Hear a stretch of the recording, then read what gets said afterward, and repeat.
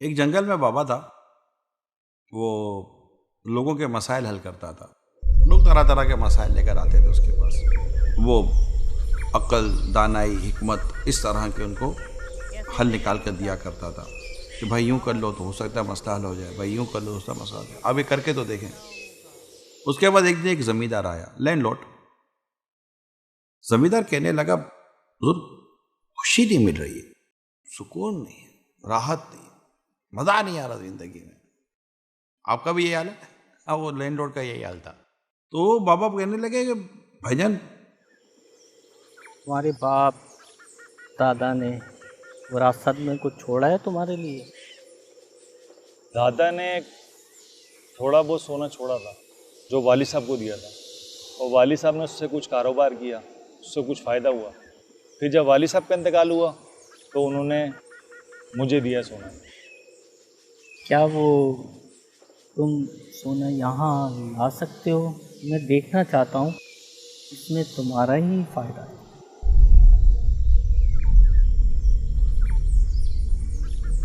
तो उसने गोल्ड दिखा दिया। बाबा जी ने गोल्ड दिया, मुट्ठी बंद की। वो समझा बाबा जी कुछ पढ़ेंगे तो गोल्ड बढ़ जाएगा। बाबा जी गोल्ड लिए और खड़े हुए और भाग गए।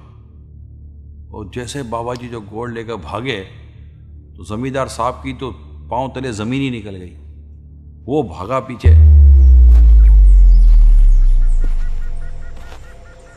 अब बाबा जंगल में रहने वाला आदमी, उसको जंगल के सारे रास्ते पता।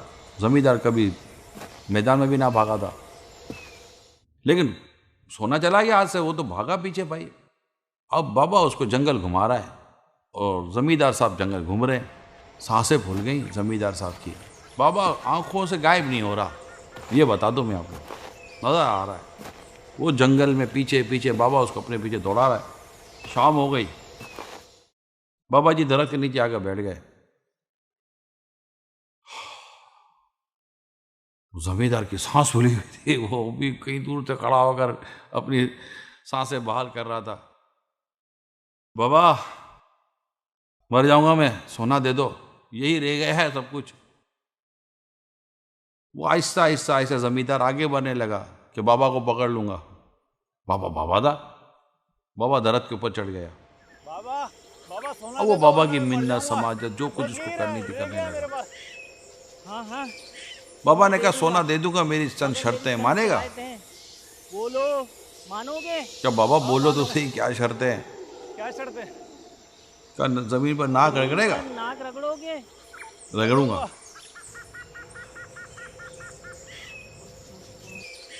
उसने जमीन से बाकायदा उसकी नाक से लकीरें खिंचवा दी।